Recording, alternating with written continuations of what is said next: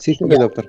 miren ustedes, el título lo dice, diabetes mellitus, arteriosclerosis grave y estudio angiográfico e insuficiencia renal. ¿De qué se trata este caso? Es un paciente varón que tiene 50 años que ha sido hospitalizado por presentar dolor en la pantorrilla y el muslo izquierdo. Dolor en la pantorrilla y el muslo izquierdo, que apareció bruscamente. Como antecedentes personales, él era diabético insulino dependiente, pero de una evolución de 15 años. O sea, ya desde los 35 años, miren, se ponía insulina, ya tenía 15 años de diabetes, ¿ah? Retinopatía diabética moderada y había incluso microalbuminuria. Eso significa que había un poquito de daño renal, ya había microalbuminuria, aunque la función renal estaba normal, la uricreatinina estaba normal, ¿no? Ese es el antecedente. Diabético con leve lesión del riñón por la diabetes mellitus, por la nefropatía diabética, pero que presenta dolor en la pantorrilla y el muslo izquierdo que apareció bruscamente. Tendencia hipertensiva, pero él se controlaba con calcio antagonista nifedipina retar en dosis bajas. Pero ya tenía claudicación, le dolía el muslo izquierdo cuando caminaba, claudicación intermitente con 300 metros, ya incluso le dio ambas piernas. Pero indudablemente el dolor fue más intenso en la extremidad inferior izquierda. Encima que él era un fumador empedernido, fumaba 20 cigarrillos todos los días desde que tenía 20 años de edad hasta los 47, que lo abandonó porque el médico le aconsejó pues que después ya de 27 años fumando 20 cigarrillos al día. Hasta ahí entonces es un paciente diabético de larga data, insulino dependiente, es un diabético hipertenso y además de hipertenso, fumador crónico que comenzó a tener signo de arteriopatía periférica, ¿no? Porque tenía claudicación intermitente. Probablemente arteriosclerosis, el fumar, la diabetes, todo se ha sumado. Y una pequeña lesión en el riñón que era microalbuminuria, aunque la función renal estaba bien en ese entonces. Hasta ahí la uricreatinina estaba normal. Exploración y evolución. Cuando se le examinó al señor, la pierna izquierda estaba fría, no había pulsos. El pulso femoral que lo toman en la ingle, en la corva, el pulso popliteo, el pulso pedio que lo toman ahí a la altura del dedo gordo, ¿no? Pulso pedio, tibial posterior a la altura del maliolo. En esos sitios, se acuerdan por semiología, no se palpaba la arteria. Le hicieron urgentemente una arteriografía y se vio una arteriosclerosis aortoiliaca importante, por eso es que no había ni pulso ya femoral. Desde arriba estaba la obstrucción completa de la arteria ilíaca común izquierda estaba obstruida por un trombo, ¿no? Fue entonces como una obstrucción completa, peligro de amputarle el miembro inferior izquierdo, lo operaron pues rápidamente con anestesia general, se sacó el trombo con una endarterectomía a nivel de la oclusión. Después de 3 días en el postoperatorio, comenzó a tener escalofríos, fiebre de 39 grados y le dolía punta de costado, dolor en el emitoras, ¿no? Con esputo hemotoico, ¿no? Emitoras derecho le dolía con esputo hemotoico. Le hicieron entonces una placa de tórax y hubo una neumonía, una condensación, síndrome neumónico en la base del emitoras derecho. En los cultivos del esputo y los hemocultivos se aislaron germes gran negativos. Recuerden que era una neumonía intrahospitalaria, porque después de haberlo operado del trombo de ahí de la arteria aortoiliaca izquierda, a los 3 días hizo su neumonía postoperatoria.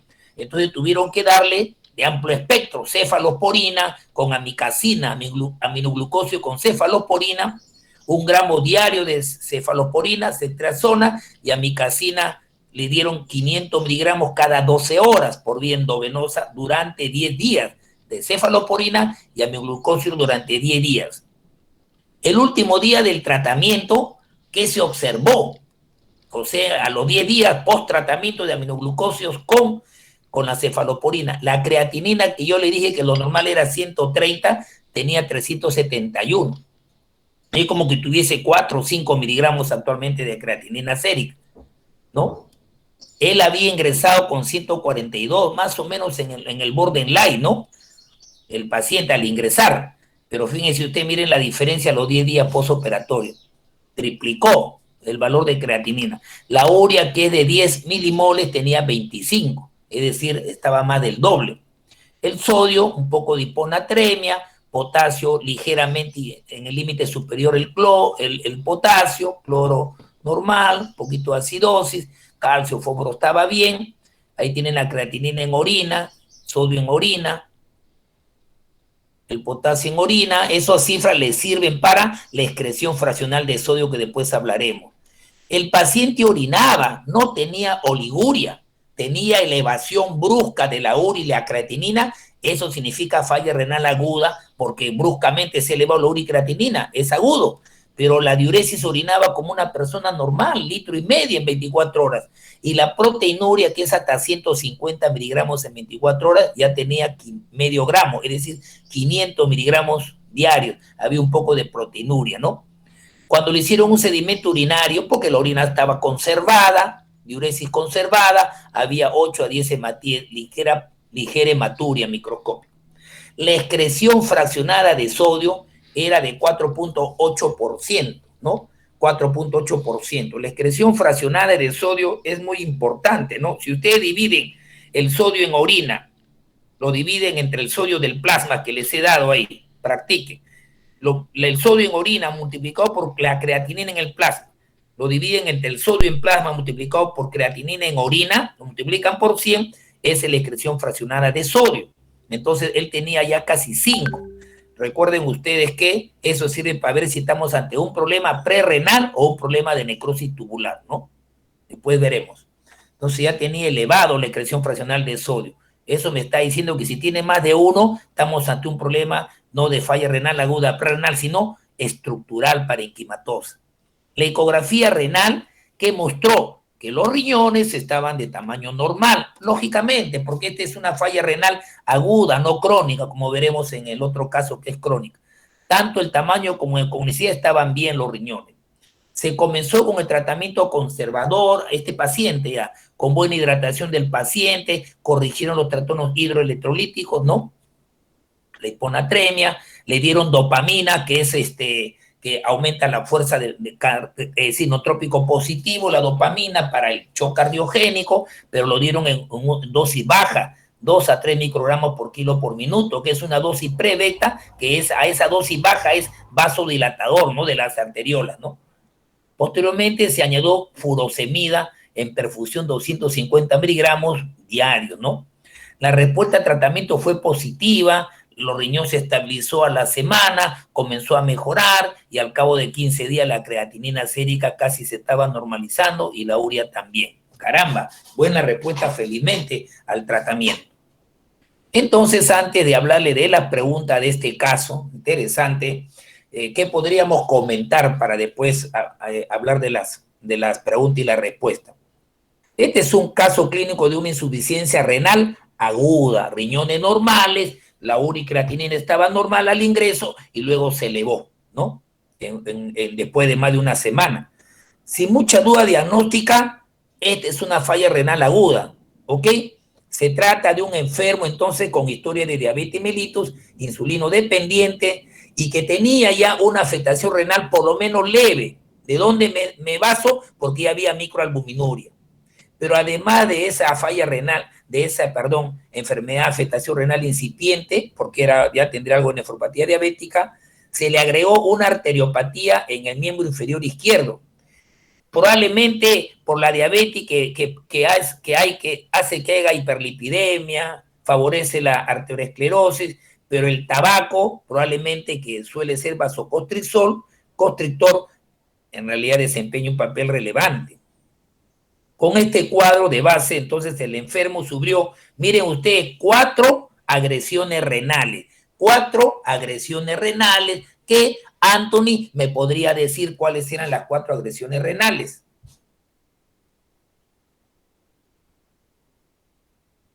¿Cuáles eran las agresiones renales? Yo te podría decir una, la arteriografía, ¿no? Un paciente diabético y hacerle un contraste iodado es una agresión para el riñón, pero lo tuvieron que hacer pues, para ver el sitio de la obstrucción y operarlo, pero es una agresión del riñón, una arteriografía contrastada. Otra agresión, a ver, en lo que ha pasado acá en la historia. ¿Quién dice? o Carla, o Cristian, algún voluntario, ¿no? Que levante que active el micro. ¿Cuál es? Fumador, doctor. ¿Ah? ¿Que era fumador? No, pero ya en esta semana que ha pasado del riñón, pues, no, fumador es una agresión ya crónica. Me refiero a agresiones agudas. Este paciente con una pequeña lesión del riñón por la diabetes y por microalbuminuria, le han como agresión renal para esta falla renal aguda, pues. ¿Cuál ha sido? Uno, que le hicieron un contraste iodado. Ya, esa es una agresión renal. Ya, otra. Tal vez, doctor, la acción de la amicacina. Ah, claro, el tratamiento con aminoglucósidos. También, pues acuérdense que son nefrotóxicos los aminoglucósidos. Le han dado 1 gramo diario, no durante 3, 4 días y luego vía oral, sino una neumonía intrahospitalaria. Dieron pues un tratamiento de 10 días, ¿no? Encima mezclado con la cefalosporina. Otra vez, ya ahí van 2 agresiones tras cuernos palos. Contraste iodado, tratamiento con aminoglucósidos, la intervención quirúrgica provoca un estrés, puede producir hipotensión. Este paciente, ¿te acuerdas? Lo operaron, le hicieron una endarterectomía, contraste iodado, intervención quirúrgica, la terapia con aminoglucósidos. Y cuarto, que hizo una neumonía, ¿no? Por gérmenes gram negativo. Entonces, la neumonía, el tratamiento con aminoglucósidos, la operación y el contraste iodado, los 4 actividades se han dado de la mano para que el riñón de este señor pues comience a sufrir, haga falla renal aguda. Es decir, sobre un riñón afectado previamente ha habido 4 agresiones que les he mencionado, que han coincidido, se han potenciado una con otra y ahí están los resultados que felizmente salió el paciente con buen tratamiento. Esta situación conduce a la necesidad de utilizar tratamiento sustitutivo, ¿no? Diálisis. Sin embargo, felizmente que conforme pasan los días, el tratamiento conservador de dopamina con dosis pre-beta para dilatar los capilares glomerulares, destaparon el riñón con la furosemida, bueno, eso fue suficiente porque se recuperó la función del riñón normal. ¿Está claro la historia? Ese es un resumen, ¿ya? Vamos ahora entonces a comenzar con las 5 preguntas para conversar. ¿Qué se entiende por insuficiencia renal aguda y cuáles son sus subtipos? ¿No es cierto? Ya ustedes saben que la falla renal aguda es un síndrome caracterizado por, su nombre lo dice, falla renal aguda, se deteriora el funcionamiento del riñón y cuando el riñón comienza a fallar, no hay una buen filtrado glomerular, comienza a retener los productos nitrogenados, que ustedes lo conocen como la urea, la creatinina que lo pedimos en el laboratorio, ¿no es cierto?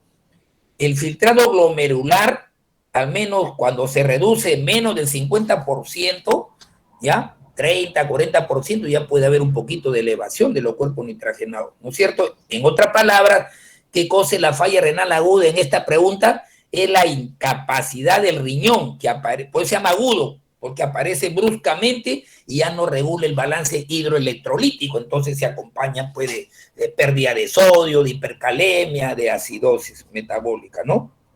Pero acá dice cuáles son los principales subtipos. Miren, de manera didáctica que nos ayuda mucho, es que siempre dividimos la falla renal aguda en una causa prerrenal, una causa intrarrenal y una causa postrenal.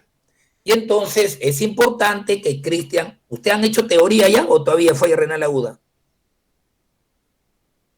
¿Ya hicieron? Todavía.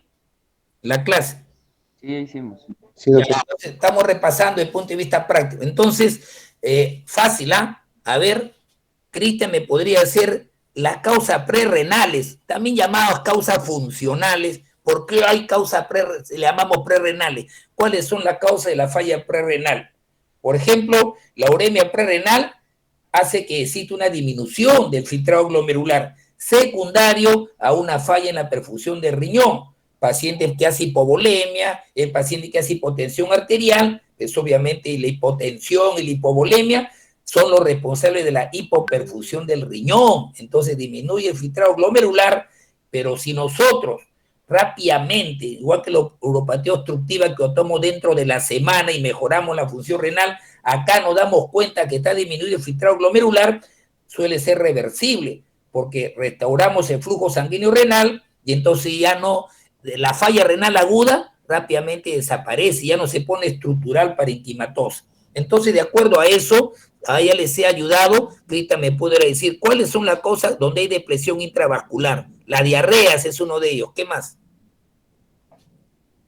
Cierto, un shock también. ¿Cuál? Un shock séptico. ¿Qué es? No he escuchado. ¿Qué es? Un shock séptico. Ya, la diarrea. No, pero desde el punto de vista del volumen intravascular, diarreas, ¿qué más? Los vómitos, las quemaduras, exceso de diuréticos pueden depletar el intravascular, pues si no hay reposición en los vómitos, diarreas, o ponemos furosemida grande dosis por otras causas, pues depletamos el intravascular y originamos un paciente que tenga uremia por falla renal funcional, ¿no es cierto? Esas son las causas. Muchas veces la vasoconstricción del riñón sucede y disminuye el filtrado glomerular en los pacientes que son operados por la anestesia, ¿no? Sucede. Pero esa es la causa prerrenal. Pero también a veces el riñón se lesiona el parénquima. Se llama causa intrarrenal. Y las causas intrarrenales son por necrosis tubular aguda, o pueden ser por lesiones del glomérulo, o puede ser por una inflamación del intersticio. Entonces, la falla renal aguda intrarrenal, generalmente por necrosis tubular, el 80% de causa renal aguda es por necrosis tubular, ¿no es cierto? El necrosis tubular significa hallazgos histopatológicos, ¿no? Por ejemplo, si el paciente, eso sí memoricen, está hipotenso, es un paciente con vómito, diarrea, con deshidratación, lo mejoramos pues y la uremia desaparece. Pero si el paciente sigue con hipotensión arterial, sigue con hipovolemia, no restauramos bien el volumen, esa hipoperfusión prosigue por varios días, puede funcionar, se transforma en estructural parenquimatoso, y para que mejore el riñón ya pasará pues 20 días, un mes, ya no demoramos en mejorar la función renal, cuando ya se hace estructural parenquimatoso. Entonces el mensaje en este seminario es que los pacientes con hipovolemia, que tienen baja depresión, rápidamente restauren su hemodinamia para que de falla renal funcional no pase a la falla renal estructural, ¿no es cierto? Entonces, si la hipoperfusión prerrenal perdura con el tiempo, se transforma en necrosis tubular, ¿no es cierto? Que es la causa más frecuente de la insuficiencia renal aguda intrarrenal. Pero otras causas, además de la necrosis tubular aguda, es también, ¿sabes qué? La nefritis intersticial, el filtrado glomerular, cuando hay una inflamación del intersticio, no del glomérulo, pero la inflamación intersticial secundariamente luego disminuye el filtrado del glomérulo. Por ejemplo, algunos diuréticos, la rifampicina, algunos antibióticos, que ya no usamos mucho, la meticilina del libro, era el que ya no usamos, originaba clásicamente una nefritis intersticial, que luego hacía que haga menor filtrado glomerular y originaba falla renal aguda parenquimatosa por nefritis intersticial. Entonces, ahorita tenemos dos causas de falla renal aguda intrarrenal. La necrosis tubular, que es lo más frecuente, el 80%, también puede ser nefritis intersticial por infección, por una alergia a antibióticos, y también recuerden lo que le dije, síndrome nefrítico. Las lesiones glomerulares agudas pueden dar falla renal aguda, el caso postestreptocócico.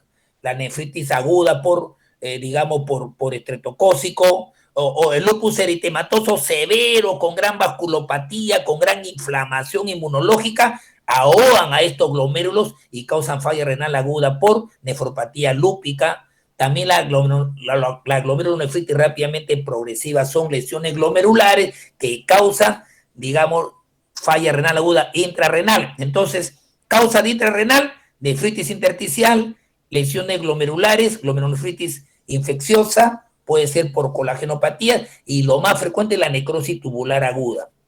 ¿Por qué hay necrosis tubular aguda? Ya les dije, una causa isquémica, una hemorragia después de una operación, una hemorragia postparto, una sepsis, una pancreatitis, si no lo mejoramos, pues causa falla renal aguda por isquemia.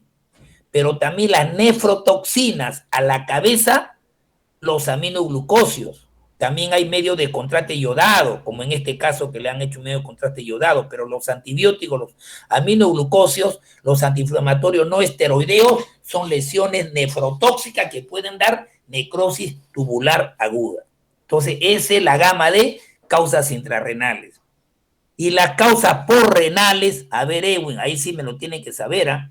¿Cuáles son las causas porrenales? O Erika, ya hemos dicho causas prerrenales, causas intrarrenales, y luego Sí, doctor. causas porrenales. ¿Te acuerdas las causas que hemos hecho uropatía obstructiva? Una causa Sí. porrenal de falla renal aguda. Los cálculos renales, doctor. Cálculo renal, pero unilateral o bilateral. Bilateral.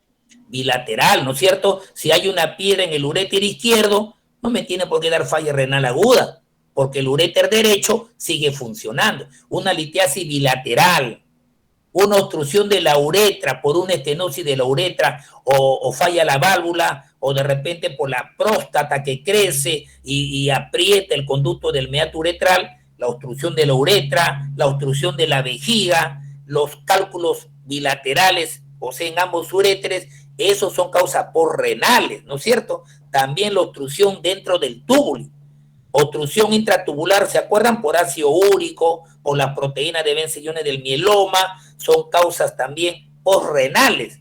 Eso se llama uropatía obstructiva. La uropatía obstructiva, a la cabeza es el paciente adulto mayor por la próstata, ¿no? Pero también cuando la uropatía obstructiva ya altera la función renal, ya se llama nefropatía obstructiva, por ejemplo, precipitaciones, ¿no es cierto?, dentro de la pelvis, de los cálices renales. Esas son causas, entonces, posrenales. Entonces, contestada la primera pregunta, ¿qué cosa es falla renal aguda y cuáles son los principales subtipos? Prerrenal, renal y posrenal. ¿Qué factores etiopatogénicos han podido incidir en la falla renal aguda de este paciente? ¿Cuáles son esos factores responsables de la falla renal aguda en este paciente? Bueno, hemos leído la historia clínica, ¿no? Hay factores que se han sumado. Por ejemplo, el contraste radiológico en este paciente que le hicieron una radiografía para ver la obstrucción de la aorta, dónde estaba obstruido. El paciente es un diabetes mellitus, la han operado con anestesia general, ha habido infección por gérmenes gram negativo intrahospitalaria, y encima le han administrado aminoglucósidos endovenoso, amicacina específicamente por 10 días. Esos factores se han sumado, ¿no? Ese es el factor etiopatogénico que ha influido para que haya falla renal aguda.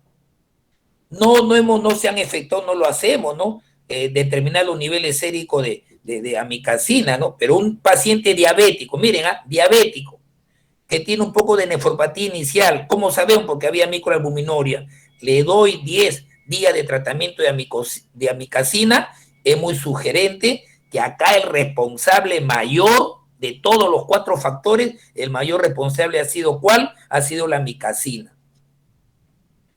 Más o menos el 20% de los casos de falla renal aguda tienen por responsables aminoglucósidos. Entonces esto sí quiero que esta es la práctica, que sepan de memoria, ¿no? Cuando nosotros hablamos de aminoglucosio, la nefrotoxicidad,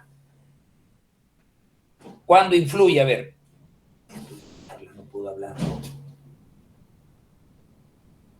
El aminoglucosio, por ejemplo, los factores de nefrotoxicidad por aminoglucosio, eso tienen que saber de memoria para que no nos suceda. Yo no estoy diciendo que está prohibido de usar aminoglucosio, a veces lo tenemos que hacer. Pero ya hemos visto que el 10 o 20% de falla renal aguda tienen como responsables al aminoglucosio. Entonces yo tengo que saber de memoria, esta es la parte práctica del seminario, cuáles son los riesgos de nefrotoxicidad cuando usamos aminoglucosio. Yo le voy a decir uno de ellos, la dosis y duración de tratamiento. Si doy aminoglucosio con bastantes dosis y mientras más días de tratamiento, 10 días, 14 días, 20 días, dosis y duración de tratamiento, es un factor de nefrotoxicidad. Otro, Erika, para no decir yo todos, pues. O Estrella. De repente, como el paciente ya tenía un daño renal por la microalbuminuria, doctor. Ya, bueno, eso un daño renal previo, ya, ¿qué más? Otra es la terapéutica reciente con aminoglucosios. Yo estoy dando gentamicina, ¿no? Es un aminoglucosio, no mejora con gentamicina, 5, 8 días, luego lo cambio por otro aminoglucosio, amicacina más fuerte. No No puedo estar dando un tratamiento de aminoglucosio y cambiar por otro nombre de aminoglucosio. Ese es un factor de riesgo de nefrotoxicidad. No solamente la dosis y duración del tratamiento. Otro es la edad avanzada. Mientras más edad tenga el huésped, la persona, más posible de nefrotoxicidad. Una cosa es darle a un paciente de 70 años, de 80 años, de 60 años. Otra cosa es darle a una persona que tiene 20 años, 50 años. La edad avanzada es otro factor también de nefrotoxicidad, junto con la terapia anterior de aminoglucosio, junto con la duración del tratamiento y la dosis. Otro es la insuficiencia renal. Los pacientes que tienen falla renal aguda y nosotros le damos aminoglucosio y no me preocupo en manejar dosis, pues más se va, digamos, a acumular, ¿no?, la dosis de aminoglucosio en los tejidos y es un factor de riesgo de nefrotoxicidad. La administración de fármacos nefrotóxicos también. Por ejemplo, estoy dando anfotericina para una micosis sistémica y nefrotóxico y lo combino con aminoglucosio. Esa combinación puede ser nefrotóxico. También los pacientes que tienen hipocalemia y deshidratación, la depresión de volumen, los pacientes con hipocalemia pueden causar nefrotoxicidad. Entonces, ustedes en esta reunión no deben olvidarse lo que le dijo, ¿no? Si un paciente le voy a utilizar aminoglucosio, tengo que tener cuidado con la dosis y cuánto tiempo lo voy a dar. Tengo que tener cuidado que no haya recibido anteriormente aminoglucosio. Tener cuidado con la edad, más nefrotoxicidad, si hay falla renal previa, si ha habido administración de otros fármacos que tienen también nefrotoxicidad, pacientes deshidratados, pacientes con hipocalemia, esos pacientes con esa característica pueden hacer nefrotoxicidad, ¿ya? De todos los factores, la dosis y la duración del tratamiento es la parte más importante, ¿no es cierto? Pero otra de las cosas que tiene que saber de memoria es que la nefrotoxicidad por aminoglucosio que dan falla renal aguda es una falla renal aguda no oligura, igual que la septicemia. La falla renal aguda generalmente se caracteriza por tener oliguria, disminución del volumen urinario a menos de 400. Pero ese es el 90%. El 10% de falla renal aguda tienen conservado el débito urinario, como en este caso que urinaba 1,5 litros. Y una de las causas de falla renal aguda no oligúrica, o sea, diuresis conservada, son la uso de aminoglucosio, la nefrotoxicidad. Y entonces que tenía 1,5 litros diario me hace pensar que el responsable número 1, se han dado la mano, ya hemos dicho ya la operación, el contraste iodado, digamos, el ser diabético, pero el responsable de la falla renal aguda con débito urinario, por literatura, debe ser acá en este caso la amicacina, que es el aminoglucosio, ¿ya? Los contrastes iodados es un factor de riesgo nefrotóxico, ¿no es cierto? Ya le hemos conversado, ¿no? Además, este paciente, una falla renal aguda en el curso de una septicemia también se origina, ¿no? Bien. La tercera pregunta es, ¿cuáles son los aspectos que hay que considerar en la evaluación de un enfermo con falla renal aguda? Cuando ustedes evalúan un enfermo con falla renal aguda, ¿qué aspectos tenemos que considerar? Es importante, cuando tengamos un paciente, ¿no?, con falla renal aguda, débito conservado o generalmente el 90% en oliguria, hay que recoger una buena historia clínica. Ha tenido hipotensión arterial, ha habido historia de depresión de volumen, de intervenciones quirúrgicas recientes, eso tenemos que anamnesis, hacer el examen clínico, por ejemplo, a ver si está deshidratado, hipotenso, y me tengo que ayudar también muchas veces con análisis de laboratorio, ¿no? En la historia clínica, yo tengo que saber si ha habido un traumatismo, una enfermedad sistémica crónica o aguda. De repente sufría de nefropatía lúpica, ¿no? Y hizo una crisis lúpica y hizo síndrome nefrítico lúpico, ¿no? Eso es la causa. O de repente puede ser fármacos. Por ejemplo, la nefritis intersticial causa falla renal parenquimatosa, ¿recuerdan? Y entonces muchas veces es por fármaco, ¿no? Entonces tenemos que ver si el paciente ha tenido hipotensión o cirugías previas, ¿no es cierto? En el examen físico, tenemos que ver en el examen físico cómo está el compartimiento extracelular, ¿no es cierto? O sea, intravascular. datos que me estén diciendo si yo veo que está disminuido el peso, así como hay aumento de peso por el exceso de agua, el síndrome nefrítico, uno pierde peso cuando está deshidratado, si veo mucosas secas, globos oculares, la presión está disminuido, no hay elasticidad de la piel, entonces yo tengo que pensar que el paciente está deshidratado y ese es el responsable de la falla renal aguda, ¿no es cierto? Entonces hay que hacer una buena análisis y un examen clínico, ¿no? Es importante en el examen clínico, si yo veo que palpo globo vesical, estoy pensando que debe haber una hipertrofia de la próstata, globo vesical, en el varón. Hago el tacto rectal y voy a demostrar que está grande la próstata y eso significa uropatía obstructiva.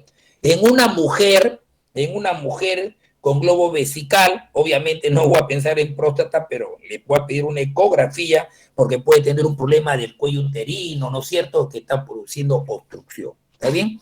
A veces un sondaje vesical me permite, digamos, que penetre la sonda y es, digamos, el sondaje vesical es una maniobra diagnóstica y terapéutica porque ya comienza ya a fluir la orina cuando hay uropatía obstructiva, ¿no?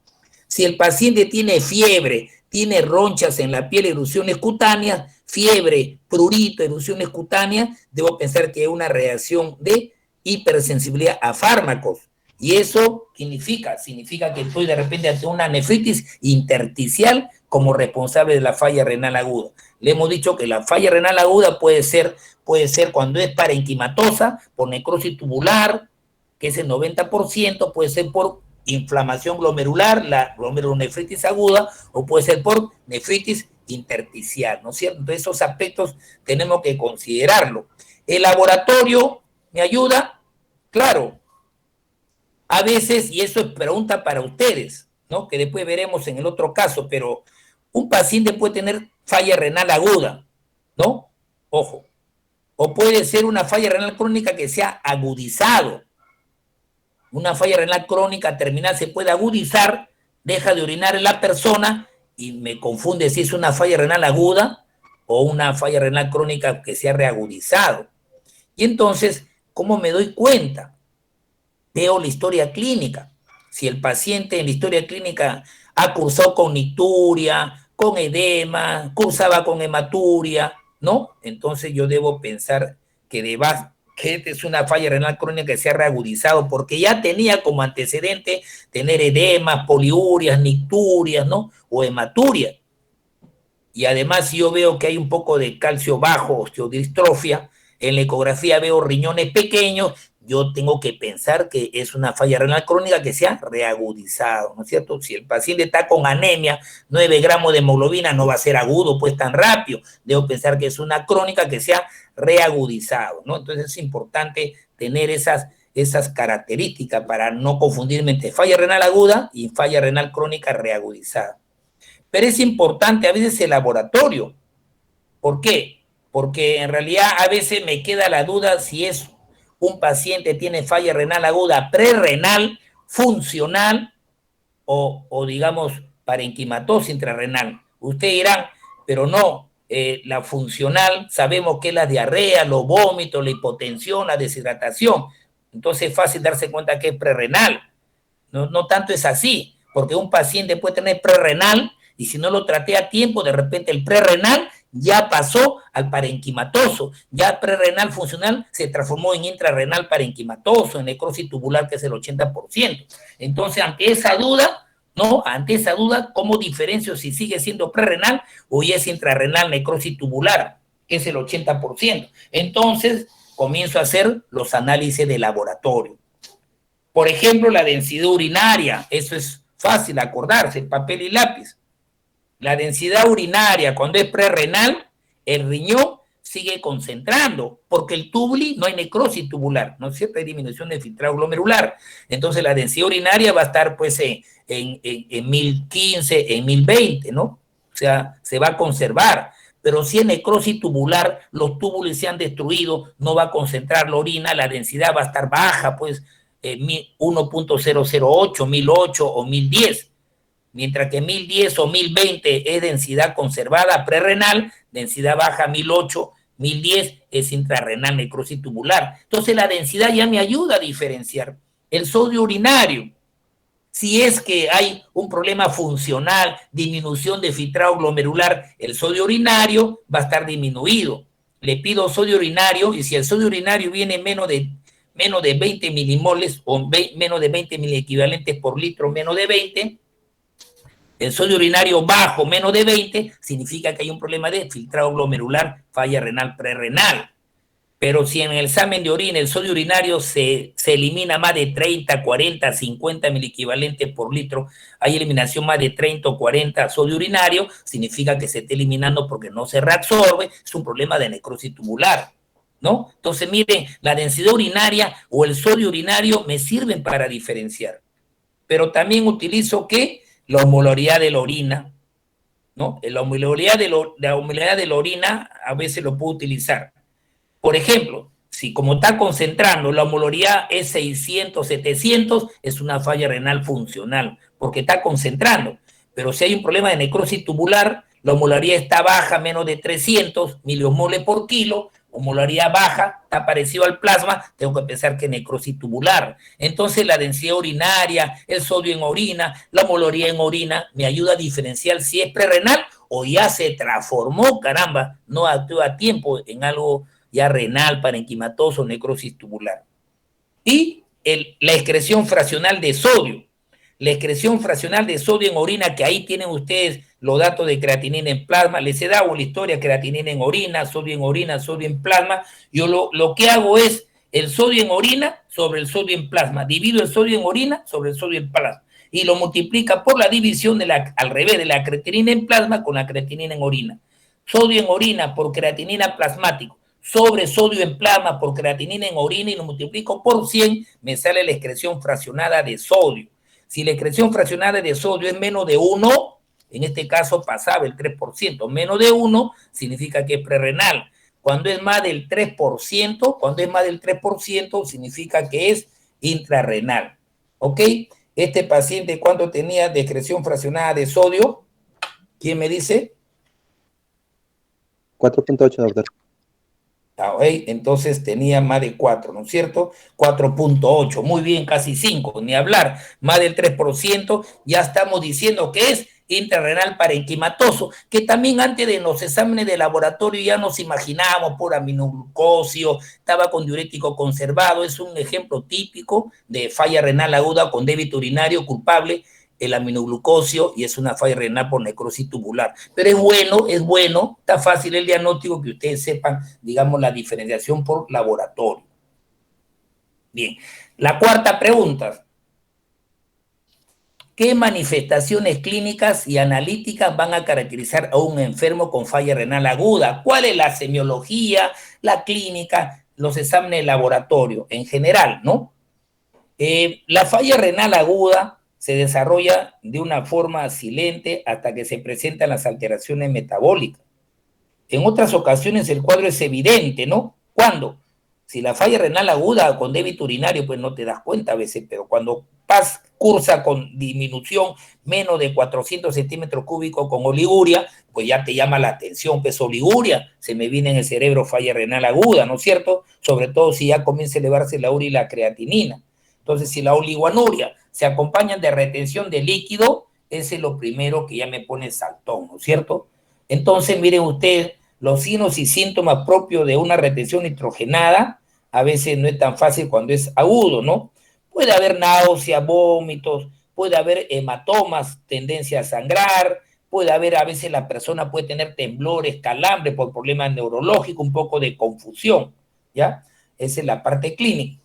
Las complicaciones es del síndrome urémico, ¿no? Que después veremos en el otro caso cuando hablemos de falla renal crónica, pero se presenta más rápido, por ejemplo, tendencia a sangrar, ¿ya? Las alteraciones bioquímicas de este paciente, análisis laboratorio, son pacientes pues, que retienen potasio, el bicarbonato no lo elimina, y entonces tienen acidosis metabólico hipercalémica, y también con calcio bajo, ¿no? Porque acuérdense que el calcio necesita vitamina D para absorberse. La vitamina D se metaboliza primero en el hígado, ¿no? La hidroxicolecalcifirol, pero la 1, pero para que se metabolice y sea activa necesita la 1,25-dihidrolicol-calciferol, que es el metabolito activo que se forma en el riñón. Si el riñón falla por la falla renal aguda, no hay vitamina D. Si no hay vitamina D, no se absorbe el calcio baja, hipocalcemia, ¿no? Y secundaria a la falla renal, y entonces vamos a encontrar calcio bajo. Por eso es el hiperparatiroidismo secundario a la falla renal. Bien, eso es para los que tenemos que hablar de manifestaciones clínicas y analíticas, ¿no es cierto? Ya sabemos, digamos, cómo vamos a encontrar clínicamente, y los exámenes de laboratorio típicos son urea, creatinina elevada, típicamente son pacientes con acidosis metabólica hipercalémica, ¿no es cierto? Eso es lo que vamos a encontrar en estos pacientes. La evolución clínica del paciente con falla renal aguda depende de la causa de la falla renal aguda y del grado de insuficiencia, ¿no? Si hay necrosis tubular aguda, la recuperación dura de 1 a 6 semanas. Este se recuperó en 10 días, ¿no? Dura entre 1 a 6 semanas. Hay incluso periodos más largos. Por eso yo les aconsejo que los pacientes con falla renal aguda funcional actuemos rápido sobre la causa, porque así recuperamos en 10 días al paciente. Si ese paciente nos demoramos y de la falla renal aguda funcional se transforma en falla renal aguda parenquimatosa estructural, su recuperación puede ser en 10 días, pero muchas veces se va a la segunda, tercera, cuarta, hasta las 6 semanas de recuperación del riñón. Entonces la recuperación también puede ser completa si el enfermo ha sido tratado adecuadamente. Comienza a aparecer el aumento de la orina, de la diuresis, ¿no? Que al principio era poco, y hasta que comience a orinar nomás porque recupera la función renal.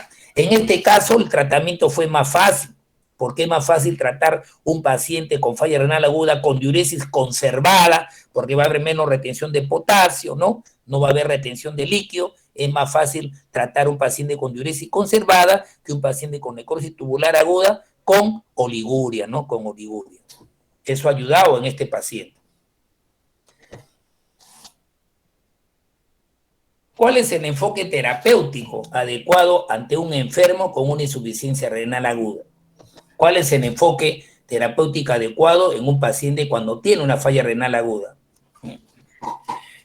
Antes de iniciar cualquier tipo de tratamiento, tenemos que ver, pregúntese, cuando vamos a dar tratamiento en un paciente con falla renal aguda porque tiene oliguria o diuresis conservada o tiene uricreatinina elevada, uremia. Tiene que preguntarse, ¿estamos ante un problema prerrenal o es intrarrenal o es posrenal? Háganse la pregunta antes de empezar el tratamiento. Si hay problemas obstructivos, o sea, posrenal, que muchas veces son quirúrgicos, hay que reconocer, ¿no? Ahí necesitamos que entre a tallar el urólogo, ¿no?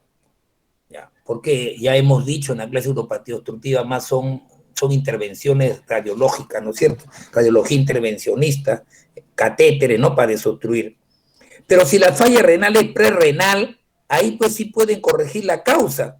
Está el paciente, por ejemplo, ha tenido una hemorragia, una úlcera péptica que ha sangrado, de repente tiene un traumatismo, una fractura y sangró, o de repente la hipoperfusión es por sangrado, está con diarreas, está con hipotensión arterial de bajo gasto, entonces nosotros tenemos que corregir la hipoperfusión, ¿no es cierto? Transfusión de sangre o solución salina, ¿no?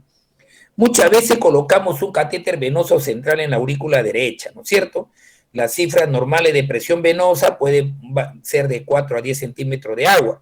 Valores menos de 4, menos de 6, indica que le está faltando líquido, que la reposición nos estamos quedando cortos cuando la presión venosa central está baja. Y valores que pasan los 10, 12 centímetros de agua, significa que estamos pasando mucho líquido. Cuidado que me voy al edema agudo, a la congestión cardiopulmonar. Entonces es bueno estos pacientes medirle la presión venosa central. Una buena regla que siempre aconsejamos es reponer volumen de manera enérgica, pero si un paciente tiene una sospecha cardiológica, es hipertenso, ¿no? Mejor le tomo la presión venosa central, luego le aplico 200 centímetros cúbicos de suero salino, cloruro de sodio al 9/1000, le aplico 200 centímetros cúbicos, en 20 minutos le aplico. Lo chorreo en 20 minutos, 200 centímetros cúbicos, de manera tímida. Luego vuelvo a medir la presión venosa central. Si la presión venosa central digamos, no ha pasado de 5 centímetros, significa que el corazón lo va a manejar el volumen. Pero si yo al pasarle 200 centímetros cúbicos primero, en 20 minutos la PVC me aumenta bruscamente a 5 centímetros, debo pensar que el corazón, digamos, no está manejando bien el volumen y tengo que interrumpirlo. Entonces, eso me da una idea, ¿no? De cómo va a estar, cómo está su gasto, ¿no? Entonces, en el tratamiento de estos pacientes de falla renal, ya hemos dicho que si es prerrenal, pues indudablemente si es prerrenal, manejarlo con hidratación, es lógico, esa es la causa, ¿no? Pero ¿qué pasa si es parenquimatosa? Si es parenquimatosa, los agentes diuréticos, ¿no? Ya eso ustedes han hablado, el diurético, sobre todo, la falla renal oligúrica, ¿no? Lo convierto en no oligúrica, muchas veces, como quien dice, destapo el riñón, ¿no? Tenía diuresis baja, ¡pum!, comienza a orinar, ¿no es cierto? Y utilizamos manitol, o muchas veces utilizamos furosemida, ¿no es cierto? Sobre todo en la furosemida, uno puede poner la furosemida, ¿no? Bolo de 80, 400 miligramos, o lo podemos poner en una perfusión continua, ¿no es cierto? Pero no debe pasar más de 500 miligramos, o sea, de furosemida en un día por el riesgo de ototoxicidad, ¿no es cierto? Acuérdense que la furosemida, a diferencia de los otros diuréticos, le dije en la clase pasada, tiende a dilatar un poco, ¿no? Los capilares glomerulares, ¿no? Entonces, la furosemida, ese tipo de diurético puede pasar de un no oligúrico de un oligúrico a no oligúrico, ¿no es cierto? Los agentes diuréticos, ya hemos dicho que el único que vamos a utilizar es la furosemidolasis. Cuando hablamos de fluidoterapia, ¿no? Si es no oligúrica, el paciente orina 1,5 litros, el tratamiento es más fácil, pues, ¿no? Porque está orinando.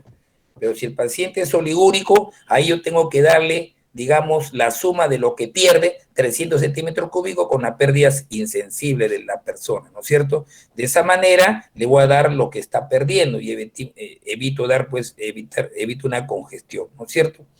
Cuidado con la hipercalemia, la hipocalcemia, ¿no? La reposición hidroelectrolítica, entonces, lo que hace es corregir los parámetros bioquímicos, ¿no es cierto? No damos potasio en el suero porque estos pacientes tienden a la hipercalemia, no le voy a dar potasio en el suero, ¿no es cierto? Claro, después de la falla renal aguda puede venir una fase poliúrica y ahí sí tengo que darle hidroelectrolítico mejor para evitar la deshidratación. Muchas veces dan tratamiento parenteral, ¿no es cierto? Pero ese tratamiento parenteral ya lo manejan cuando hay que administrar destroza al 50% en una vena gruesa, ¿no? La dopamina se utiliza, pero a dosis bajas, ¿no? Le dije 1,3 microgramos por kilo por minuto, que es una dosis prebeta. ¿Por qué? Porque a esa dosis dilata, produce vasodilatación renal, ¿no es cierto? No tiene efectos sinotrópicos, ¿ah? A esta dosis baja, de 1 a 3 solamente para producir vasodilatación del lecho vascular renal, ¿no? Mejora entonces el aporte sanguíneo a los glomérulos, a los capilares glomerulares. Todas estas medidas entonces son importantes, ¿no es cierto? El tratamiento sustitutivo, la diálisis, que no fue en este caso cuando lo tengo que hacer. Bueno, no me queda más remedio el tratamiento dialítico si un paciente con falla renal aguda tiene problemas del sistema nervioso central, ¿no?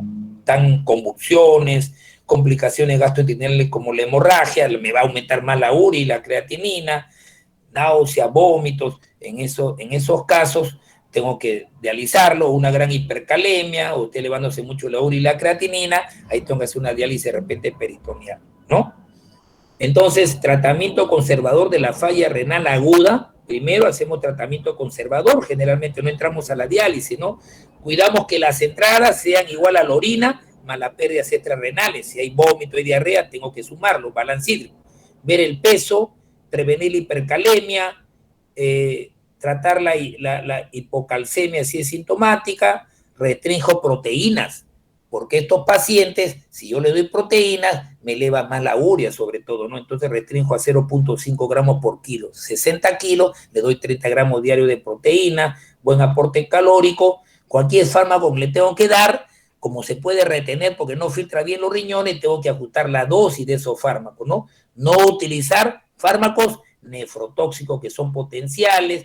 Mucho damos ranitidina, ¿no? Para para proteger digamos, el estómago, evitar hemorragia digestiva por úlceras, ¿no? Por estrés, ¿no? Y el cuidado de enfermería es muy importante, ¿no es cierto? Lo de cúbito, evitar escaras, que no se infecten la vía de venoclisis, que no esté muy estresado.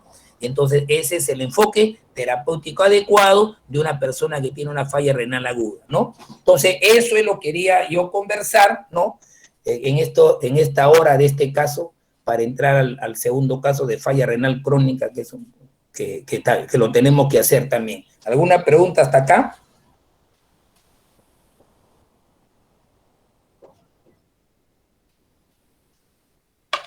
¿Está claro? A ver, voy a preguntar. Sí, está claro, pero repasemos. Ustedes me dicen si es prerrenal o es parenquimatoso.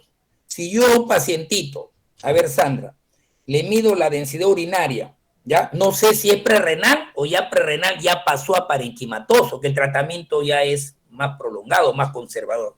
Entonces, como no sé si es prerrenal o es parenquimatoso, si la densidad urinaria del paciente X es una densidad 1.020/1020, ¿qué dice? ¿Que es prerrenal o es parenquimatoso? ¿Qué dice Sandra? Sandra, ¿qué te parece? Está una densidad conservada. ¿Eso qué te dice? ¿Prerrenal o intrarrenal? Prerrenal. Prerrenal, ¿no es cierto? Porque si tuviese intrarrenal, la densidad estaría baja, 1010, porque no concentra bien, pues necrosis tubular. La concentración se realiza en los túbulos. Muy bien.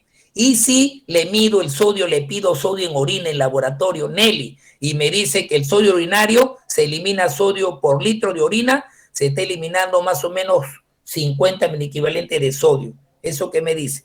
¿Intrarrenal o prerrenal? Si es más de 30, el sodio urinario es intrarrenal. Intrarrenal, claro, te dije 50, pues más de 30, obviamente, intrarrenal. ¿Y qué te parece si elimina 15 miliequivalentes por litro de sodio? Sería prerrenal. Sería prerrenal, entonces ya hiciste el diagnóstico, te das cuenta, con la densidad y el sodio. Pero si, como en este caso, tenía sodio en orina y en plasma, tenía creatinina en orina y plasmática, y le hiciste la fórmula sodio en orina por creatinina en plasma sobre sodio en plasma por creatinina en orina y por 100, ¿qué dices tú, Santiago? Te dio un índice fraccional de sodio, ¿no es cierto? Te dio 4% o 5%, ¿qué te parece? Es indicador de una insuficiencia renal, intrarrenal, ¿no? Porque es mayor de 1%. Más del 3%, ¿ok? ¿Y qué dice Lisette? Si tú le pides una osmolaridad en la orina completa, pero que te dosen la osmolaridad, y el paciente te viene una osmolaridad de 600 milomoles por kilo, 600, ¿qué te dice? ¿Prerrenal o intrarrenal? Prerrenal, doctor. Prerrenal, ¿no? La osmolaridad en la orina, más de 500, 600, significa que está concentrando, prerrenal, ¿no? Pero si te viene una osmolaridad de la orina bajo, menos de 300, 250, 300, pero la osmolaridad baja, la osmolaridad de la orina normalmente es 700, 800. Si te viene baja, significa que es intrarrenal, ¿no es cierto? Bien. Ya, ahora sí, puntual, son las 10, vamos al otro caso, ¿ya? Listo.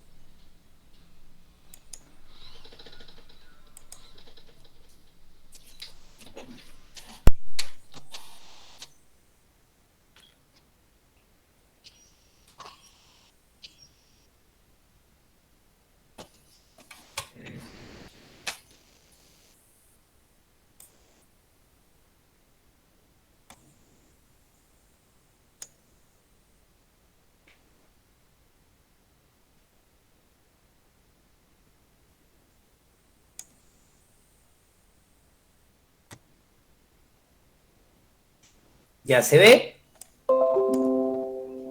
Sí, doctor. Ya. Vamos a terminar con este caso, ¿ya? Ahora, olvidemos de lo agudo. Tenemos una situación de deterioro progresivo de la función renal. Deterioro progresivo, pues ya no es brusco. Este es un paciente también varón, los persiguen a los varones. de 48 años de edad que acude al consultorio de nefrología del Carrión. Ajá, ahí está, lo vio la doctora Melissa, refiriéndose a encontrarse mal porque se había empeorado el estado general, sobre todo en las últimas 6 semanas, mes y medio. No tenía apetito, tenía náuseas y vómitos frecuentes, refería también a una gran debilidad, no podía caminar para sus caminatas habituales. Junto con ello presentaba un poco de disnea a pequeños esfuerzos y al acostarse. Prurito frecuente, ¿no? Que le originaba el rascado, prurito. Su mujer, su esposa, comentaba que la cara le estaba cambiando de una forma llamativa su color. El enfermo era conocido en la consulta por presentar una historia de poliquitosis renal del adulto. Ajá, y era un paciente que tenía riñón poliquístico, ¿ya? Como antecedente. Su padre había fallecido por falla renal cuando tenía 52 años. Durante la adolescencia, el paciente había presentado infecciones debido a dolores abdominales, ¿no es cierto? O sea, las infecciones asociadas con dolores abdominales probablemente era por el riñón poliquístico.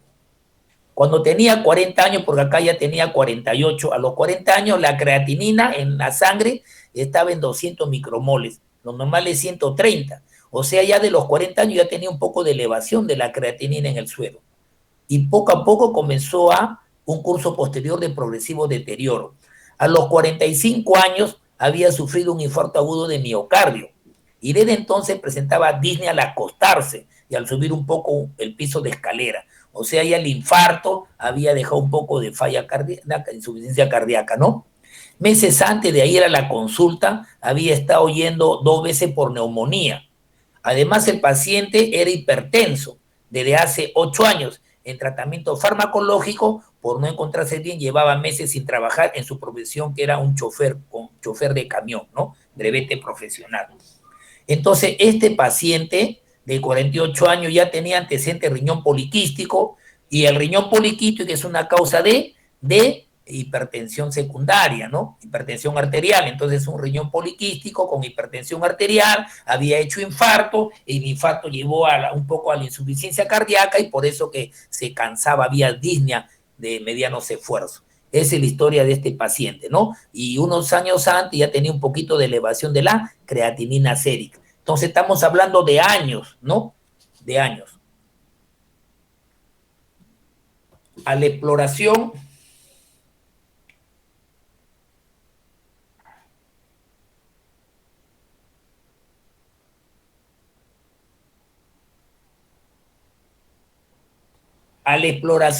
¿qué encontramos a la exploración? Cuando le examinamos a este paciente, a la exploración, había una marcada debilidad, estaba un poco disneico, pero había una gran palidez, ¿no? La presión era 190/100, o sea, la sistólica y la diastólica estaba elevada. Paciente hipertenso, pálido, 60 latidos por minuto, latido de punta desplazado hacia la línea axilar anterior, soplo pansistólico, fundamentalmente a nivel de la punta, y la ocultación pulmonar, crepitaciones basales bilaterales. Había edema periférico moderado, ¿no? En el abdomen se palpaban riñones aumentadas de tamaño. No es tan fácil palpar los riñones por más método de Gullón bimanual, pero un riñón con quistes, ¿no? Varios quistes, riñón poliquístico, ahí sí cambia la cosa. El hipernefromo, el riñón poliquístico sí se pueden palpar, y en este caso le palparon los riñones, ¿no? Ambos riñones.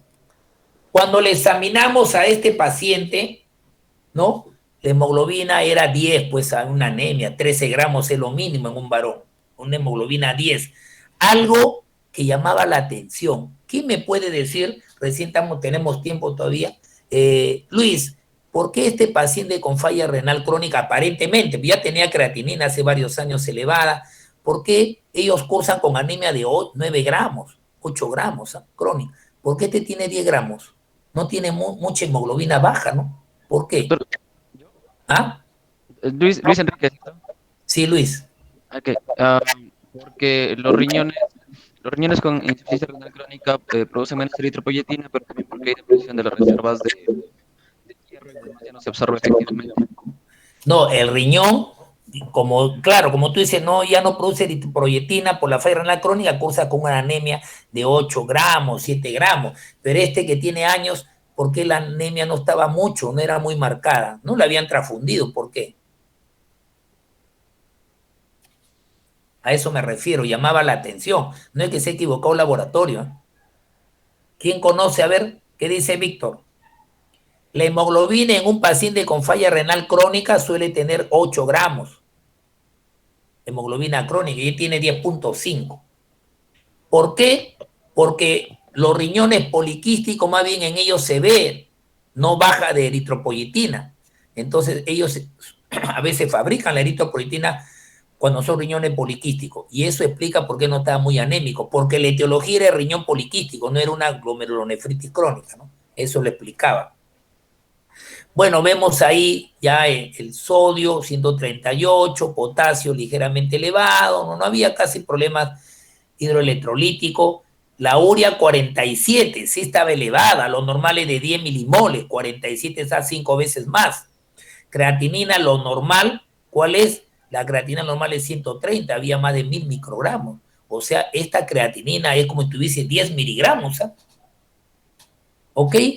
9, 8 miligramos de creatinina, ¿no? Entonces, hay una elevación de la creatinina, 9 miligramos de creatinina, ¿no? El calcio estaba ahí un poco bajo. Bueno.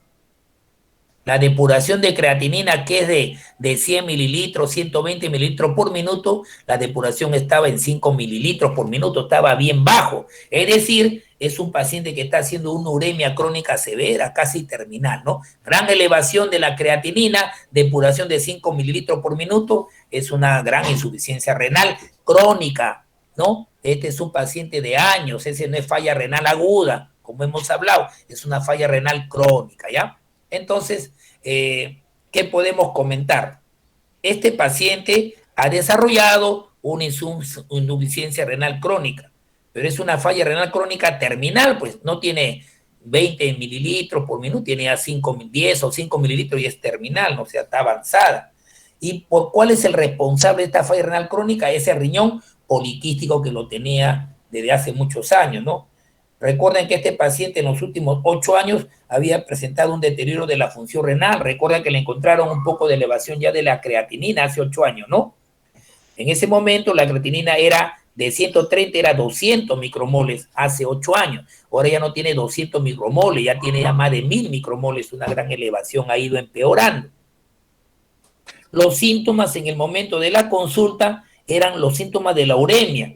Paciente con falta de apetito, la uremia te da náusea, vómito, fatiga, debilidad, náusea, vómito, falta de apetito, que son características de uremia, ¿no? En un paciente.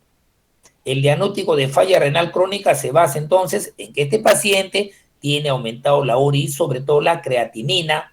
El diagnóstico de falla renal crónica se basa porque ya tiene 5 mililitros por minuto, ya con eso tiene que decir falla renal crónica terminal. Ha desarrollado un aumento del fósforo en la sangre.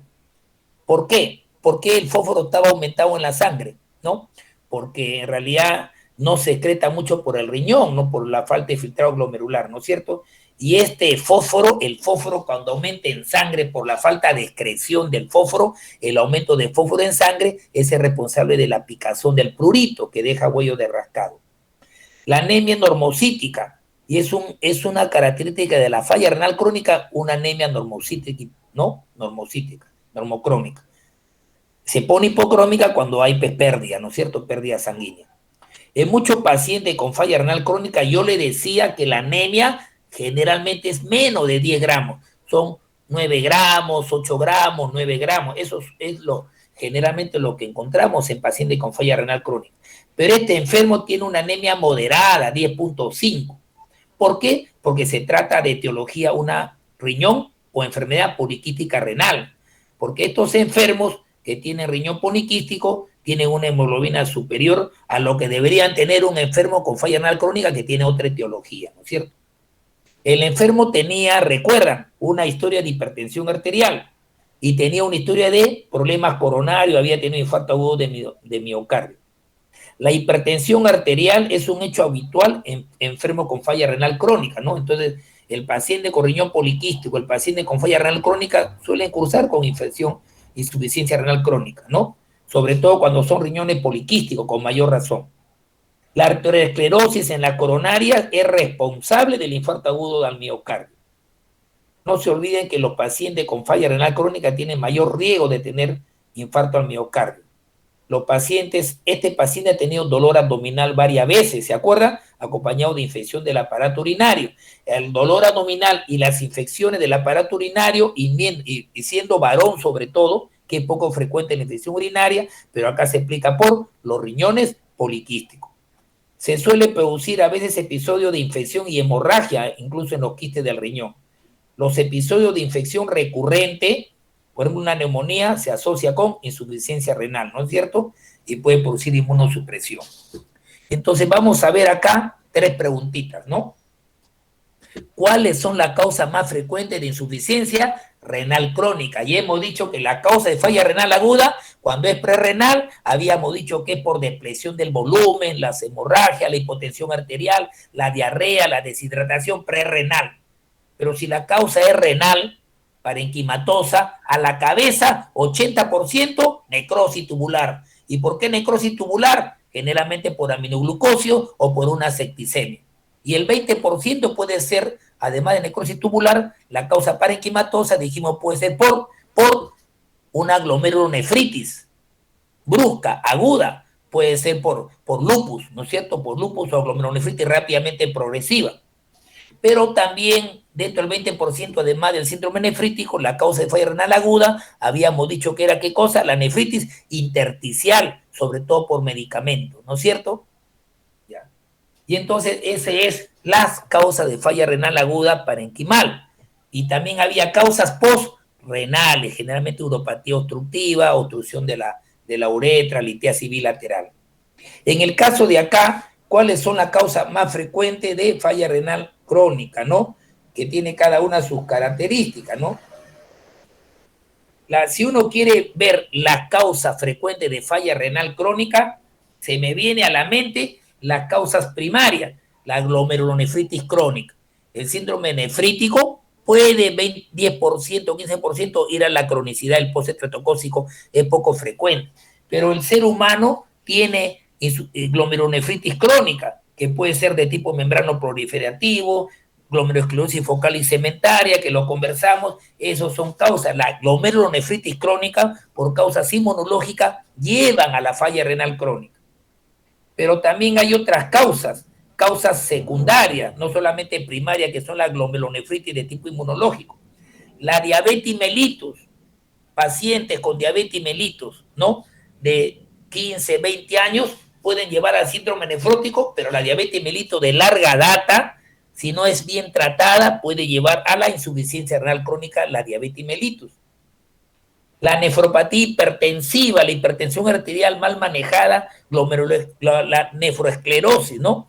Por hipertensión arterial puede llevar a la insuficiencia renal crónica. La uropatía obstructiva, que es uropatía obstructiva, que lleva mucho tiempo, insidiosa, y que se hace ya más total, puede llevar a la falla renal crónica, y que cuando ya falla el funcionamiento del riñón, ya de uropatía obstructiva, le cambiamos el nombre y llamamos nefropatía obstructiva.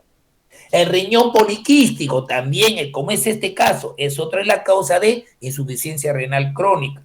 La enfermedad vascular renal, ¿no? Alguna colagenosis, la nefropatía intersticial. La nefritis intersticial puede dar falla renal aguda como medicamento, pero la nefropatía intersticial crónica puede ir a la falla renal crónica, ¿no? Entonces, en general, la falla renal crónica, generalmente la causa más frecuente de insuficiencia renal crónica es la glomerulonefritis crónica, que no se sabe la causa. A veces la biopsia renal me dirá si es membrano proliferativo, me dirá si es glomerulosclerosis focal y cementaria. Pero causa secundaria me viene a la mente, más que riñón poliquístico, me viene a la mente la diabetes mellitus, pues quien no tiene diabetes crónica de larga data, la diabetes mellitus. El lupus eritematoso, la nefropatía lúpica, también puede llevar a la falla renal crónica. Una mujer que tiene lupus eritematoso y tiene una nefropatía lúpica severa, membrano proliferativa, caramba, en 5 o 6 años, miren, la diabetes lo lleva en 15, 20 años en la falla renal crónica. Pero un lupus, una chica que tiene 25, 30 años joven con lupus y que por mala suerte ese tipo de lupus es membrano proliferativo, caramba, eso lo lleva en 5 o 6 años a la falla renal crónica, el lupus, la diabetes, el riñón poliquístico, esos son causas de falla renal crónica, ¿no es cierto? Ya, entonces, estamos contestando a la primera pregunta, ¿ya? Cada enfermedad tiene sus características propias, ¿no es cierto? Segundo, ¿cómo se adapta la función renal a la pérdida del riñón funcionante? ¿Cómo es su adaptación? A ver, los enfermos presentan de a poquito, una progresiva reducción de la función del riñón, ¿no? De a poco, ¿no? Mantienen hasta estadios muy avanzados su capacidad para excretar el agua. Mantienen estadios muy avanzados todavía su capacidad para excretar la urea, la creatinina, los diferentes solutos. Es decir, las nefronas son inteligentes, están perdiendo masa renal, pero se está adaptando a esa pérdida, ¿no? Pero llega un momento en que la capacidad de maniobra de la nefrona que se han adaptado y que siguen funcionando, hacen un esfuerzo, ya disminuye, es muy pequeña. Entonces ya viene la insuficiencia renal crónica, que es un proceso que se va a iniciar cuando ya algunas nefronas se van a destruir y termina cuando las nefronas que quedan ya no son suficientes para mantener la vida del enfermo, pues, ¿no? Entonces, para que comiencen ustedes a tener alteraciones del análisis de laboratorio, esto es algo crónico. Es decir, por ejemplo, empieza a tener creatinina sérica elevada. Probablemente el filtrado glomerular esté disminuido en un 50%. Si el filtrado glomerular, que es de 100 mililitros, ¿no? O mínimo 80 a 120, promedio 100 mililitros por minuto, el filtrado comienza a bajar a menos digamos, de 100. Hace 60, 50 mililitros, 60, 50 mililitros por minuto, ya con esa cifra puede comenzar a elevarse un poquito la creatinina. Si la función renal, pasan los años, comienza a empeorar, ya comienza a haber síntomas de la uremia. ¿Cuáles son los síntomas de la uremia? Una falla renal crónica reciente se nos pasa desapercibido, ¿eh? Ustedes conversan con ellos y no se van a dar cuenta, ¿no es cierto? Pasa desapercibido. Ya para que el paciente lo veamos pálido, está con anorexia, náusea, vómito, es porque ya está más elevado la creatinina. Por eso de cajón, un paciente, así no tenga ningún síntoma, hay que pedir siempre una glucosa, una urea, una creatinina, una hemoglobina, ¿no? Tú sabes que de cajón esos análisis se piden, ¿no? De rutina, eso está bien. Entonces, ¿qué síntoma va a tener el paciente cuando ya comienza a elevarse más la urea y creatinina? Se le quita el apetito, pues bajan de peso, tienen náuseas y vómitos, debilidad, fatiga, no toleran el ejercicio. Entonces, si un paciente que no se ha chequeado, no quiere comer, náusea, vómito, es inespecífico, pero si yo lo veo que no tolera el ejercicio, lo veo un poco pálido, le duele el músculo, de cajón, tengo que pedirle una urea y creatinina, ¿no es cierto? La retención de líquido puede causar disnea, ortopnea. Los enfermos, entonces, en estos pacientes con falla renal crónica, uno lo va a ver pálido, una palidez pajiza, está anémico, y esa anemia de la falla renal crónica, ¿no? Es por la eritropoyetina también en parte, ¿no? Entonces, una anemia en un paciente, 40, 50 años, y que se demuestra con un 9 gramos, una anemia crónica, debe venirme a la mente que puede estar con una falla renal crónica, urea y creatinina hay que pedirle, ¿no?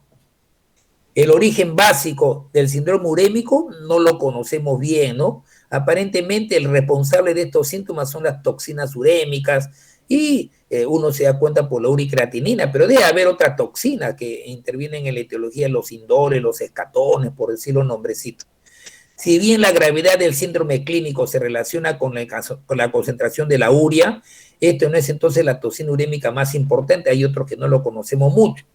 Sin embargo, una urea que tiene más de 20 milimoles, lo normal es 10, es decir, una urea que tiene ya más o menos 60, 80 miligramos, ¿no? Cuando lo normal es 20 a 40, se asocia con manifestaciones urémicas. Ya la urea 4 veces más, o sea, 80 miligramos, ¿no? 100 miligramos, ya 100 miligramos de urea, ya puede complicarse con pericarditis, puede complicarse con hemorragias digestivas, ¿no? Trastorno de conciencia. El filtrado glomerular, como en este caso, cuando es 10 mililitros, 5 a 10 mililitros por minuto, a veces hay que hacer tratamiento sustitutivo. Estos pacientes, ¿no? Que tienen una depuración de 5 a 10 mililitros, a veces son pacientes que hay que manejarlo en diálisis, ¿no? El paciente con 30, 40 mililitros, pues de repente podemos manejar tratamiento dietético, dieta hipoproteica, después veremos. Pero ya un paciente con una depuración muy baja de 5 a 10 ya está terminal, es un paciente que es una indicación de la hemodiálisis, ¿no? Tratamiento sustitutivo. ¿Cuáles son las manifestaciones clínicas más significativas? Caramba, imagínense cuánta sintomatología es hablar de la medicina interna cuando hablamos de la uremia crónica, ¿no? Si nosotros hablamos cuáles son las manifestaciones clínicas más significativas, la más importante, podemos decir trastornos hidroelectrolíticos, pues trastornos hidroelectrolíticos. El riñón pierde la capacidad progresiva, porque es una falla renal crónica, poco a poco pierde la capacidad de eliminar el sodio. Entonces, cuidado, entonces, que uno no tenga en cuenta que no regula la eliminación del sodio. Y para regular adecuadamente la pérdida de agua, entonces la capacidad, la regulación de agua y sodio a veces comienza a perderse, ¿no? Pueden retener un poco de líquido, a veces el sodio incluso lo puede perder, no retiene. Entonces, si yo le hago una dieta hiposódica, en este caso el hipertenso estaba bien, pero un paciente normotenso, en el tratamiento le pongo una dieta hiposódica, el paciente pierde sodio, y dieta hiposódica lo depleto de sodio. Entonces, acuérdense que el paciente, desde el punto de vista de trastorno hidroelectrolítico, no puede conservar bien el sodio, ¿no es cierto? Pierde la capacidad de regular el agua y el sodio, ¿no? La orina se pone isotónica con respecto al plasma porque no concentra bien, pues ya están enfermas la nefrona, ¿no? Estos pacientes entonces tienen una tendencia a la hiponatremia, y la falla renal es más acentuado, tiene una tendencia a la hipercalemia. Entonces, cuidado cuando yo le hago una dieta hiposódica en un paciente con falla renal crónica, sin ser hipertenso, porque tienden a la hiponatremia y empeoro la hiponatremia. Tienden a la hipercalemia, y como tiene la hipercalemia, no le debo dar comida rico en potasio, ¿no? Como por ejemplo, frutas como por ejemplo el plátano, no le debo dar diuréticos, así tengan algo de edema, retienen líquido, no le debo dar diuréticos a horrores de potasio, porque pueden retener el potasio, ¿no?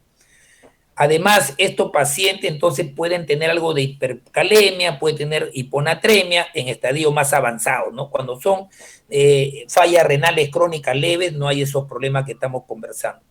La acidosis es progresiva, ¿no? Sobre todo se asocia con el potasio sérico. Y estos pacientes cursan con anemia, ¿no es cierto?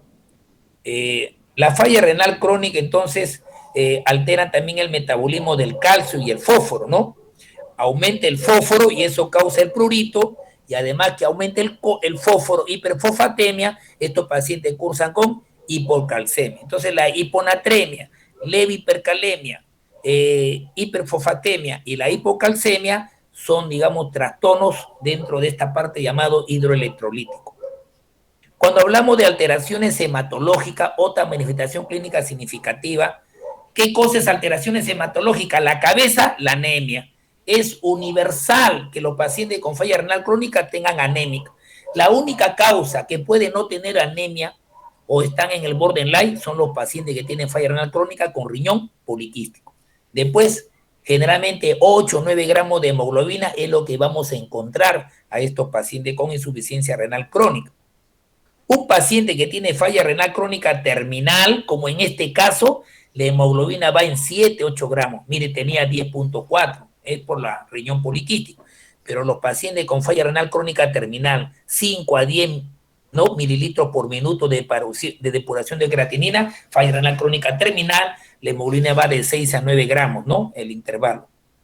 La producción insuficiente de eritropoyetina es una respuesta a la hemoglobina baja, y esa es una causa importante de la anemia de falla renal crónica. No hay una buena producción de eritropoyetina. Además, en estos pacientes, la supervivencia del hematíes no es como es lo normal, 120 días, no 4 meses, ¿no? 120 días. Acá, la vida media del hematíes es por debajo de los 120 días, ¿no es cierto? Generalmente baja a 60 días en la falla renal crónica. Eso también explica la anemia, ¿no? Una excepción es el riñón poliquístico del adulto. Porque en el riñón poliquístico del adulto, la producción de eritropoyetina, pues, es mayor que en los otros casos de falla renal crónica, que no es por riñón poliquístico. Por lo tanto, el riñón poliquístico que da falla renal aguda puede tener hemoglobina un poco elevada, ¿no es cierto? Son anemias normocíticas y normocrónicas. No está completamente explicado, los pacientes con falla renal crónica tienden a sangrar, ¿no? Si seguimos con alteraciones clínicas, alteraciones hematológicas, no solamente van a haber anemia, sino que estos pacientes tienden a sangrar. Probablemente exista una alteración de las plaquetas, alteraciones no cuantitativas, sino alteraciones cualitativas de la plaqueta, ¿no? No se forman mucho los trombos. Hay una alteración de la función plaquetaria, ¿no? Entonces, estos pacientes, ¿no?, que tienden a sangrar por alteración de la plaqueta, tienen un tiempo de sangría prolongado, pues más de 3, 5, 6 minutos, ¿no? Los pacientes que tienen falla renal crónica pueden tener pérdida crónica de sangre, pueden tener úlcera gástrica y comienzan a perder de a poquito la sangre. En ese caso, ya la anemia ya no se pone normocítica y normocrónica. Esa es la anemia de la falla renal crónica. Pero si los pacientes con falla renal crónica tienen pérdida de sangre por una úlcera péptica, ya la anemia se transforma en hipocrómica microcítica, ¿no? Por la pérdida de sangre continua, ¿no es cierto? Y entonces ahí va a haber una disminución del fierro, ¿no es cierto? En algunos enfermos, ¿no?, que están en diálisis, a veces hay que dar quelante de fósforo, ¿no?, y aluminio. Miren ustedes entonces, cuando hablamos de alteraciones hematológicas, ¿no?, además de la hidroelectrolítica, hay trastorno cualitativo de la plaqueta, hay anemia, y eso a veces los trastornos de las plaquetas tienden a sangrar, ¿no?